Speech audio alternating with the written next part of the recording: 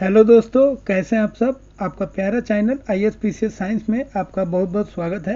दोस्तों यहाँ पे हम लोग बहुत ही इम्पोर्टेंट चैप्टर जो फिजिक्स का बहुत ही महत्वपूर्ण चैप्टर है लाइट, जहाँ से बहुत सारे क्वेश्चन पूछे जाते हैं और मान के चलिए 3 से 4 क्वेश्चन यहाँ से रहते हैं।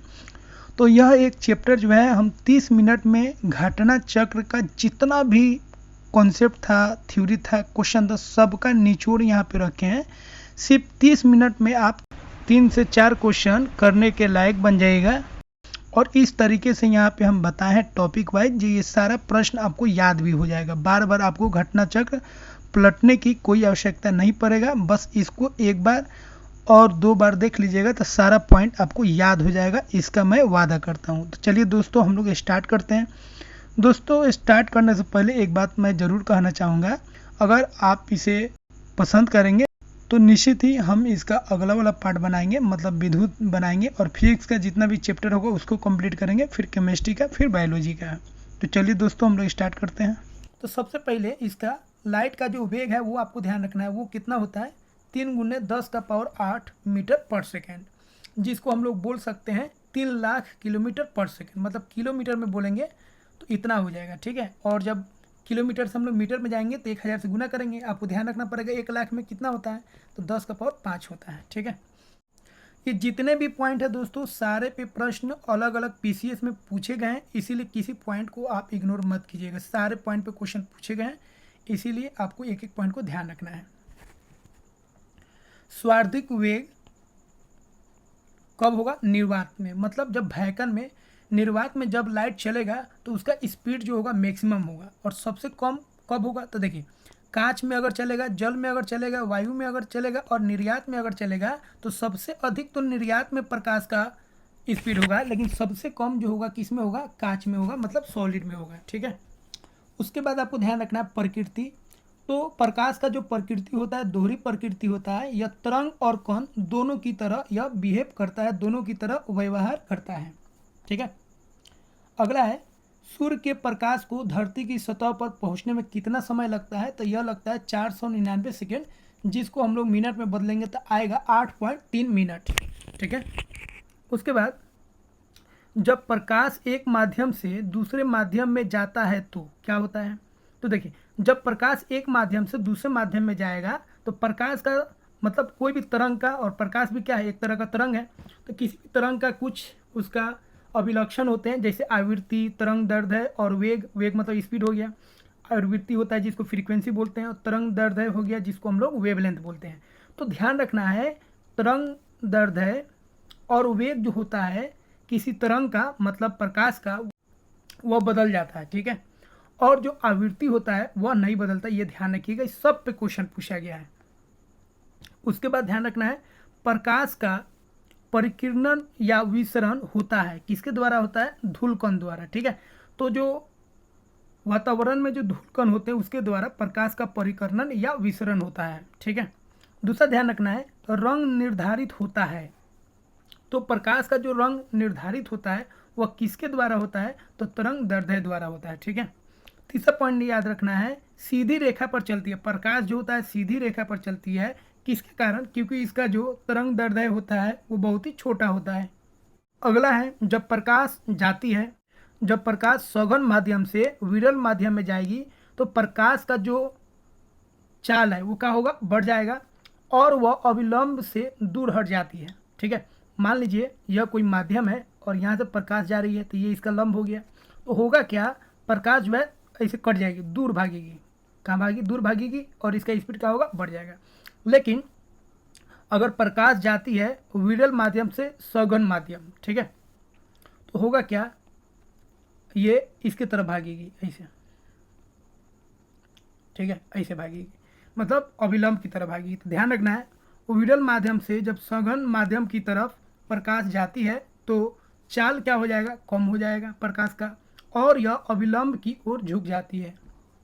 क्लियर है, जब प्रकाश सघन माध्यम से विरल माध्यम जाएगा तो चाल बढ़ जाएगा और अविलंब से ये दूर भागेगा, और जब विरल माध्यम से सघन माध्यम की तरफ जाएगा तो इसका चाल जो है कम हो जाएगा और यह अविलंब की तरफ बढ़ेगा। अब हम लोग दोस्तों बात करते हैं प्रकाश और प्रिज्म, ठीक है। ये बहुत बहुत इंपॉर्टेंट है, बहुत क्वेश्चन इस पे पूछे गए हैं। अब देखिए, प्रकाश का वर्ण विक्षेपण संभव है किसके द्वारा? प्रिज्म के द्वारा। ठीक है, मतलब जब एक प्रकाश, मतलब सूर्य का प्रकाश जिसको हम लोग श्वेत प्रकाश बोलेंगे, प्रिज्म से पास करता है तो यह 7 कलर में बढ़ जाता है। ठीक है, कौन कौन कलर में बढ़ता है? नीचे हो जाएगा आपका बैगनी, उसके बाद जामुनी, उसके बाद नीला, उसके बाद हरा, उसके बाद पीला, उसके बाद नारंगी, उसके बाद लाल। बचपन में आप लोग पढ़े होंगे। इसका ट्रिक है, आपको याद रखना है, भीप जी योर, भीप जी योर। ठीक है, इंग्लिश में भी नाम याद रखिएगा, इंपॉर्टेंट है, क्योंकि ये ट्रिक आपको आसानी से समझ में आ जाएगा। ठीक है, बैगनी को वायलेट बोलते हैं, जामुनी को इंडिगो बोलते हैं, नीला को ब्लू बोलते हैं, हरा को ग्रीन बोलते हैं, पीला को येलो बोलते हैं, नारंगी को ऑरेंज बोलते हैं और लाल को रेड बोलते हैं। अब ये डायग्राम आपके दिमाग में छप जाना चाहिए, क्योंकि इस डायग्राम का बहुत ज़्यादा फायदा होने वाला है। ठीक है, तो ये ट्रिक याद रखिए, भीप जी योर, नीचे से स्टार्ट करना है, भीप जी योर। ठीक है, अब देखिए ये भीप जी योर लिख दिया, कलर आपको याद रखना है ये वाला। अब इसका फायदा क्या है, देखिए नीचे से ऊपर की तरफ ध्यान रखेंगे, नीचे से जब ऊपर की तरफ जाएंगे तो तरंग दैर्ध्य जो है, मतलब लेमडा का मान जो है वो आपका क्या होगा? बढ़ेगा। ठीक है, लेमडा मतलब तरंग दैर्ध्य जो होगा वो क्या होगा? बढ़ेगा। तो नीचे से ऊपर जाने पर, मतलब भी से आर की तरफ जाने पर, भी क्या है? वायलेट, और आर क्या है? रेड। क्या होगा? Wave length increases, wave length क्या होगा आपका? बढ़ेगा, तरंग दैर्ध्य बढ़ेगा। ठीक है, और ऊर्जा आवृत्ति घटेगा, ऊर्जा और आवृत्ति क्या होगा? घटेगा। उसके बाद विचलन कम होगा। ठीक है, विचलन क्या होगा? कम होगा। एक चीज याद रखना है, बहुत इंपॉर्टेंट है, नीचे से ऊपर भी से आर की तरफ जब जाएंगे वेवलेंथ आपका बढ़ेगा, लेकिन ऊर्जा जो है आपका, और आवृत्ति जो है, और विचलन जो है वो आपका क्या होगा? घटेगा। ये तीनों चीज़ आपको ध्यान रखना है, घटेगा एकदम, एक ट्रिक से याद रखिएगा बस। वेवलेंथ बढ़ेगा नीचे से ऊपर की ओर, लेकिन ऊर्जा, आवृत्ति और विचलन जो होगा वो क्या होगा? घटेगा। विचलन का मतलब समझ लीजिए, ये जो मुड़ रहा है ना, ये तो सबसे अधिक कौन मुड़ेगा? तो सबसे अधिक आपको मुड़ेगा वायलेट। ठीक है, तो ये सबसे अधिक मुड़ रहा है देखिए, लेकिन रेड वाला जो है कम मुड़ेगा। ठीक है, तो सबसे अधिक कौन मुड़ रहा है? वायलेट। तो उससे कम कौन मुड़ेगा? इंडिगो। उससे कम कौन मुड़ेगा? ब्लू। और सबसे कम कौन मुड़ेगा? रेड। तो याद रखेंगे, नीचे से ऊपर जाने में लेमडा का मान बढ़ रहा है, लेकिन आवृत्ति का बात करेंगे, ऊर्जा का बात करेंगे और विचलन का बात करेंगे तो उसका मान क्या होगा? घटेगा। ये याद रखिएगा, इस पर बहुत सारा क्वेश्चन बनेगा। उसके बाद ध्यान रखना है, रेड जो है, रेड लाल जो है, उसका वेवलेंथ तो सबसे अधिक हो गया, क्या कि नीचे से ऊपर जाने पर वेवलेंथ बढ़ रहा है, मतलब तरंग दैर्ध्य बढ़ रहा है। याद रखेंगे, इसको वेवलेंथ बोलते हैं, बहुत इंपॉर्टेंट है। तो रेड का जो वेवलेंथ हो जाएगा आपका, वो कितना हो जाएगा? 700। ठीक है, रेड का कितना हो जाएगा? 700। और वॉयलेट का जो है, ठीक है, बैगनी का जो लेमडा है वो कितना हो जाएगा? 400। तो ये जो है आपका विजियोर का जो व्हाइट लाइट का, मतलब व्हाइट लाइट बोलिए, इसी को विजिबल भी बोलते हैं, विजिबल मतलब दृश्य किरणें। याद रखिएगा, दृश्य किरणें, क्योंकि इन्हीं किरणें को हम लोग देख सकते हैं, बाकी किसी किरण को हम लोग नहीं देख सकते हैं। और ये हम लोग जब इलेक्ट्रोमैग्नेटिक वेव पढ़ेंगे, विद्युत चुंबकीय किरण, तो उसमें हम लोग इसको देखेंगे। ठीक है, तो ये विजिबल रे किसको हम लोग बोलेंगे? व्हाइट लाइट को। ठीक है, व्हाइट लाइट क्या होता है? जो सनलाइट होता है वही व्हाइट लाइट होता है। ठीक है, व्हाइट लाइट जब प्रिज्म से पास करेगा तो ये 7 कलर में बढ़ जाएगा। क्लियर है? और इसी को हम लोग क्या बोलेंगे? इसी को हम लोग बोलते हैं वर्ण विक्षेपण। तो वायलेट का जो लेमडा है वो कितना हो जाएगा? 400। और रेड का जो लेमडा है वो कितना हो जाएगा? 700। लेकिन यूनिट ध्यान रखना, एनएम। ठीक है, यूनिट क्या होगा? एनएम, मतलब नैनोमीटर।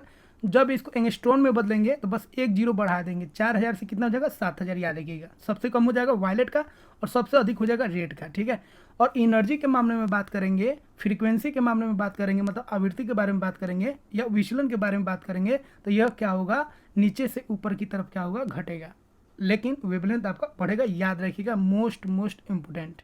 अब इसको समझिए, तरंग दैर्ध्य, ऊर्जा, आवृत्ति या विचलन किसका अधिक होगा, किसका कम होगा? ठीक है, तो नीचे से ऊपर जब बढ़ेंगे वेवलेंथ तो बढ़ेगा, इसलिए सबसे कम वेवलेंथ किसका हो जाएगा? बैगनी का। और सबसे अधिक वेवलेंथ मतलब तरंग दैर्ध्य किसका हो जाएगा? लाल का।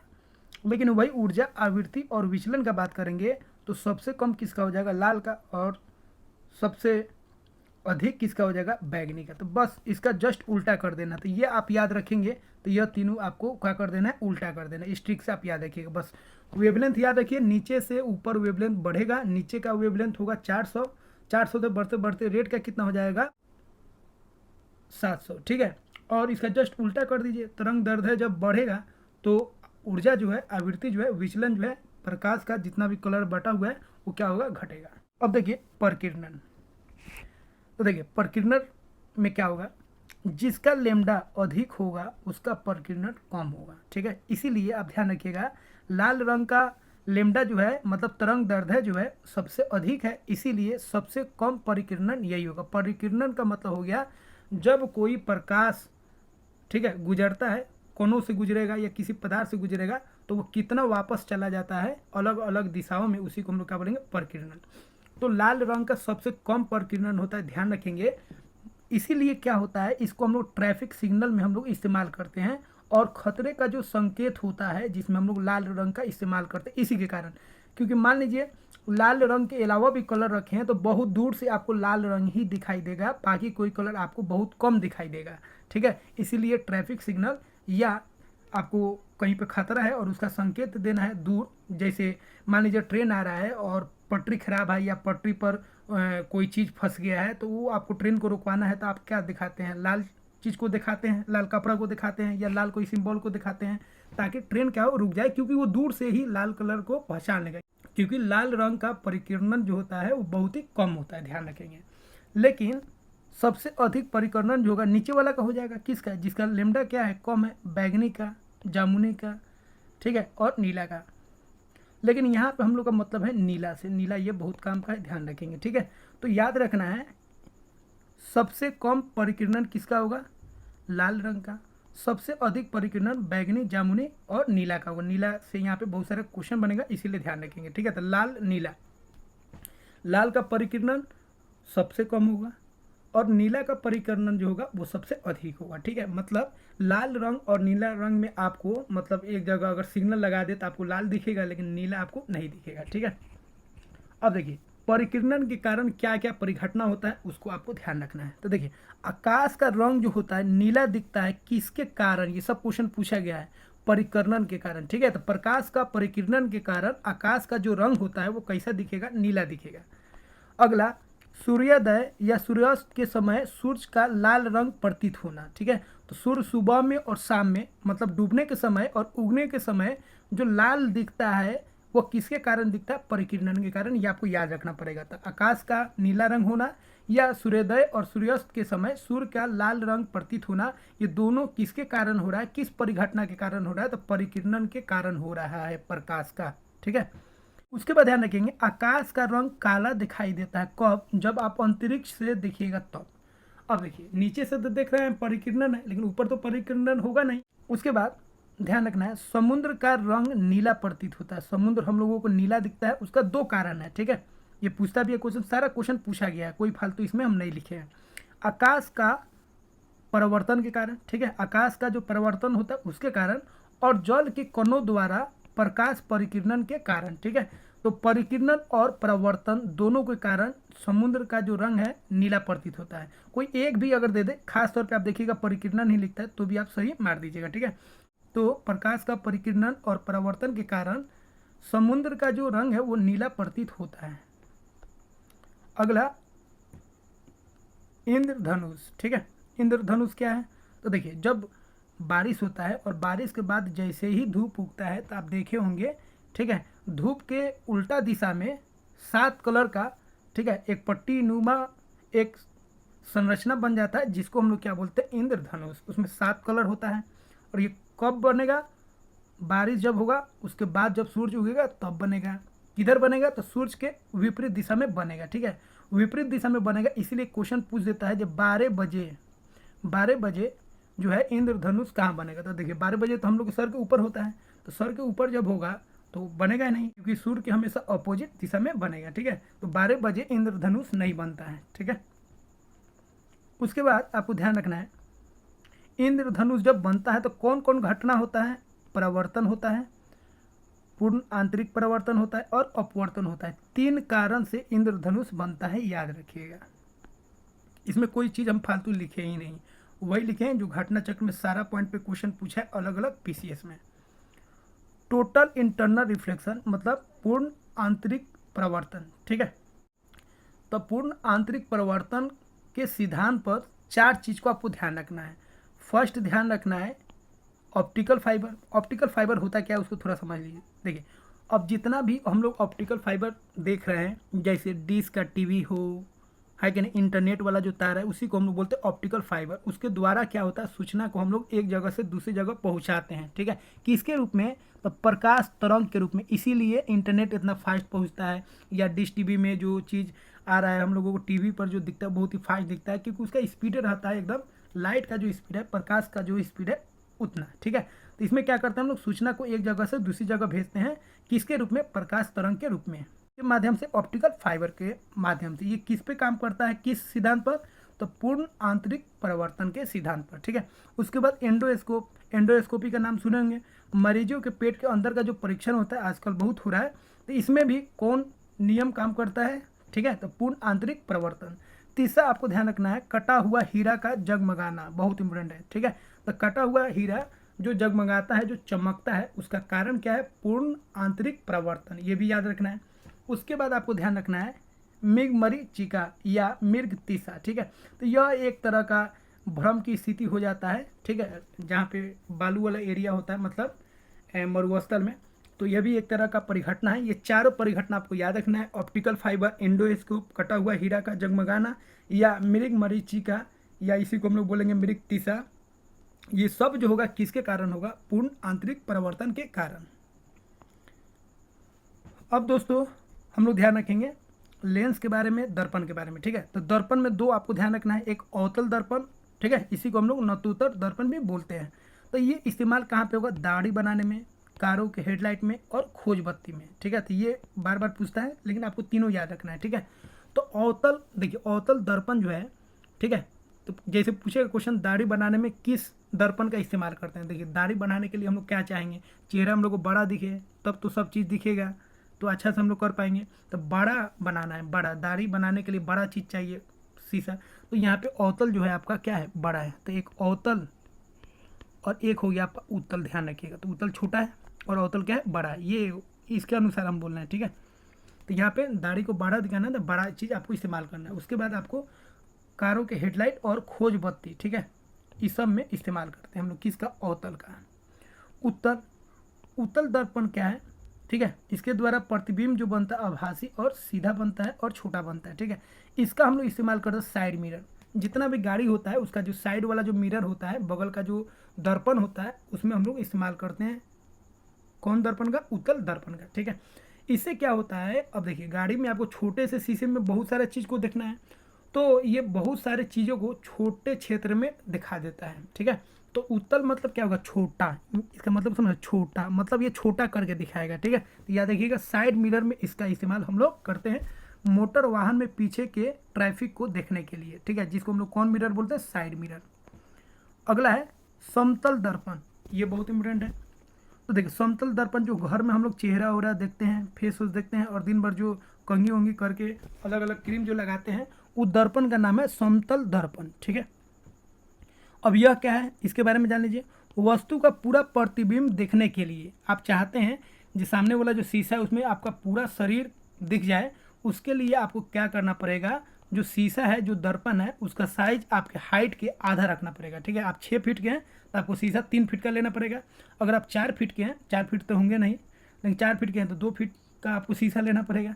इसका मतलब जो भी वस्तु का उसमें पूरा इमेज दिखाना है, ठीक है, उसके लिए आपको शीशा को, जो दर्पण है, उसको क्या करना पड़ेगा, उस वस्तु के ऊंचाई का आधा ऊंचाई का शीशा आपको, मतलब दर्पण आपको रखना पड़ेगा, ठीक है। उसके बाद ध्यान रखेंगे जो समतल दर्पण होता है उसका वक्रता त्रिज्या जो होता है वो क्या होता है, अनंत होता है। ये आपको याद रखना पड़ेगा, सारे पे क्वेश्चन पूछा गया है। अब अगला है प्रकाश का अपवर्तन के कारण क्या क्या होता है। देखिए अब प्रकाश का जो अपवर्तन होगा उसके कारण क्या होता है, सूर्योदय से कुछ मिनट पूर्व ही सूर्य दिखाई देता है, ठीक है। तो सूर्य पहले दिखाई दे रहा है, उगने से अगर पहले दिखाई दे रहा है तो किसके कारण, तो अपवर्तन के कारण। दूसरा, पानी में डूबा हुआ छड़ी छोटी और जल की सतह पर झुकी हुई प्रतीत होती है। किसी बकेट में जिसमें पानी रखा हो या किसी मग जग में जहाँ पे पानी हो, उसमें आप कोई सिक्का डाल दीजिए या कोई भी पदार्थ डाल दीजिए या कोई छड़ी डाल दीजिएगा तो वो थोड़ा टेढ़ा दिखेगा ना, सिक्का डाल दीजिएगा तो थोड़ा ऊपर उठा हुआ दिखेगा। वो किसके कारण, तो अपवर्तन के कारण।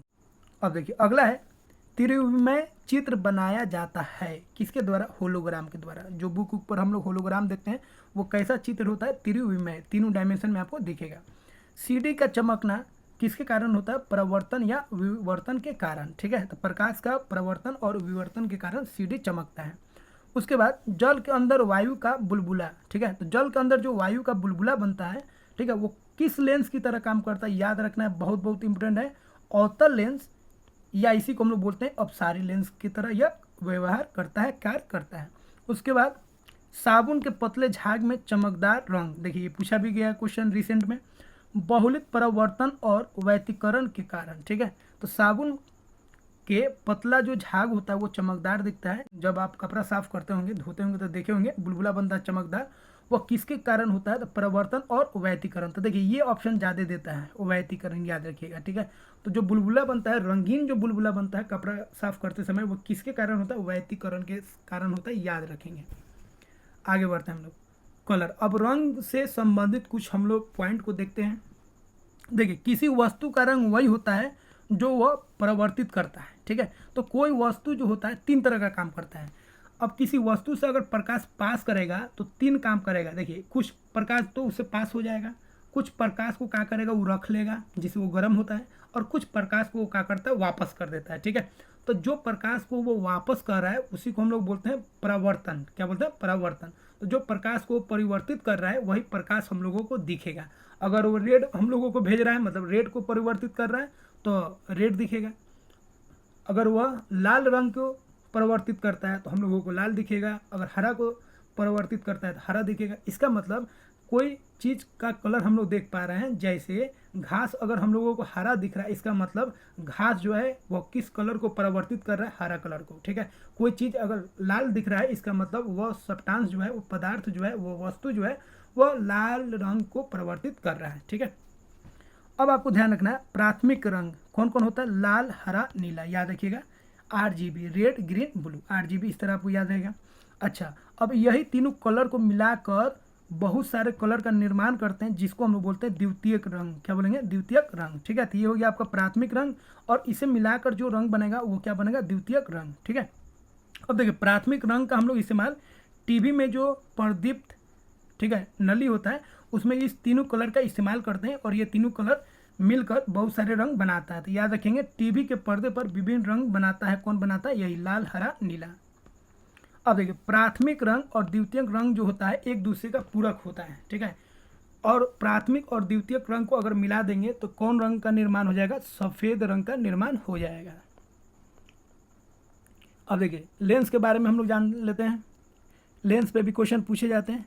लेंस की शक्ति, ठीक है, लेंस की शक्ति डायोप्टर में मापी जाती है। लेंस का जो शक्ति होता है, पावर होता है, उसको हम लोग किस में मापते हैं? तो उसको हम लोग डायोप्टर में मापते हैं। और फॉर्मूला याद रखना है, पावर निकालने के लिए एक में आपको भागा दे देना है फोकल लेंथ से। फोकल लेंथ आपका मीटर में होना चाहिए, ठीक है।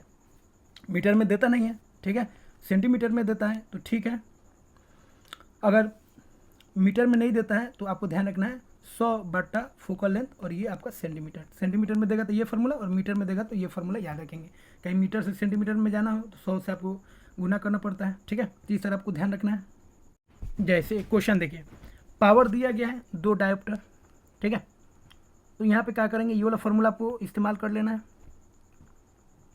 तो 100 क्या हो जाएगा? पावर 100/2 हो जाएगा। तो यहाँ पे आपका फोकल लेंथ निकल जाएगा, ठीक है। तो फोकल लेंथ आपका कितना हो गया? 50। कुछ नहीं करना है, पावर दे दे तो फोकल लेंथ निकल जाएगा, फोकल लेंथ दे दे तो पावर निकल जाएगा, ठीक है। तो यहाँ पे पावर दिया है, 100 में भागा दे देना है बस। 100 में 2 से भागा दीजिएगा, कितना जाएगा? 50 आ जाएगा। तो फोकल लेंथ है, लंबाई है, तो सेंटीमीटर यूनिट हो जाएगा। और मान लीजिए अगर ये दे दे, फोकल लेंथ दे दे, फोकल लेंथ दे दे 25, और पावर निकालना तो उल्टा कर दीजिए, 100 में भागा, बस 100 में भागा दे देना है 25, कितना होगा? 4। तो पावर कितना हो जाएगा? +4 हो गया। एकदम सिंपल है।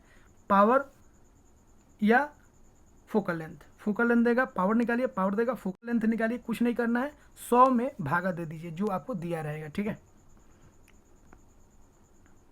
धूप के चश्मे की पावर जो होता है 0 डायोप्टर होता है, सब पूछा गया है। स्पष्ट दृष्टि के लिए न्यूनतम दूरी जो होता है 25 सेंटीमीटर। आप चाहिएगा जब 25 सेंटीमीटर से कम वाला चीज़ आप देख ले तो आपको दिक्कत होगा, सर दर्द करने लगेगा और आप सही से नहीं देख पाइएगा, ठीक है। आँख के लेंस का फोकस दूरी बदलती है। तो आँख का जो लेंस होता है उसका फोकल दूरी कब बदलती है? जब सिलियरी मांसपेशी जो है उसमें शीतलन और संकुचन होता है। जब आप अंधेरे में जाइएगा तो क्या होगा? फैलने लगेगा।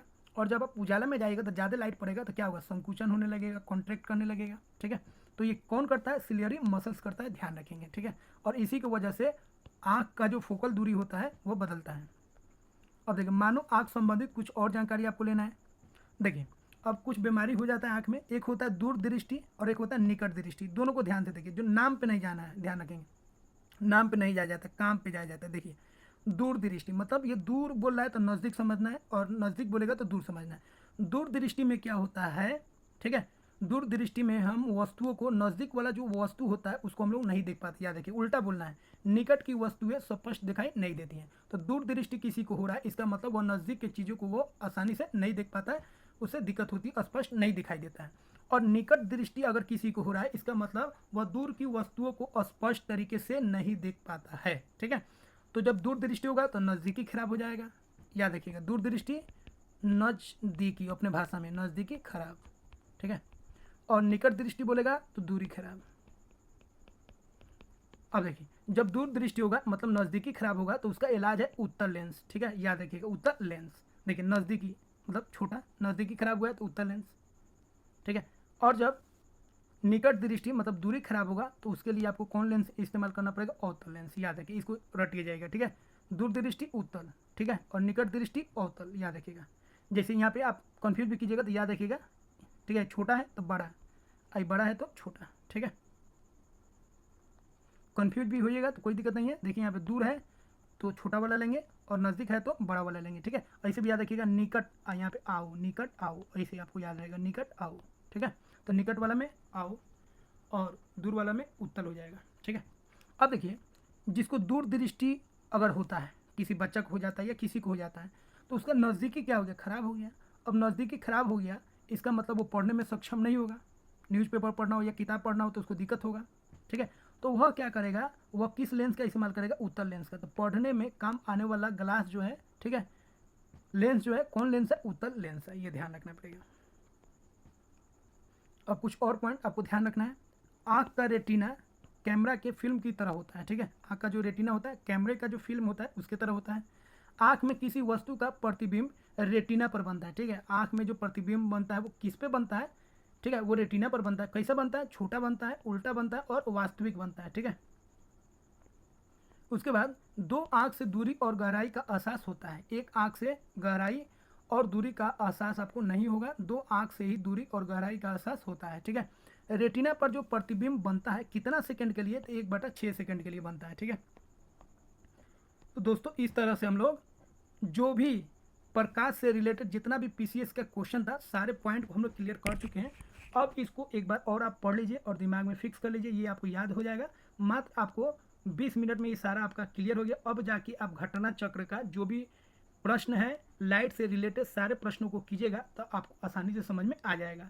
यहाँ पे आपको फ़ायदा क्या हुआ है, यहाँ पे आपको हम टॉपिक वाइज करा दिए हैं। ठीक है, मतलब जिस टॉपिक पे जितना क्वेश्चन पूछा गया था सारे को हम करा दिए हैं। तो इस तरीके से यह आपका चैप्टर बहुत ही आसान हो जाएगा। ठीक है, अगर आपको अच्छा लगा हो तो इसे लाइक कीजिए और इस चैनल पे अगर आप नए हैं तो सब्सक्राइब कर लीजिए। दोस्तों अगर ये आपको अच्छा लगा हो तो इसका अगला वाला पार्ट मतलब फिजिक्स का 6 चैप्टर है, 6 चैप्टर को हम कंप्लीट कराएंगे।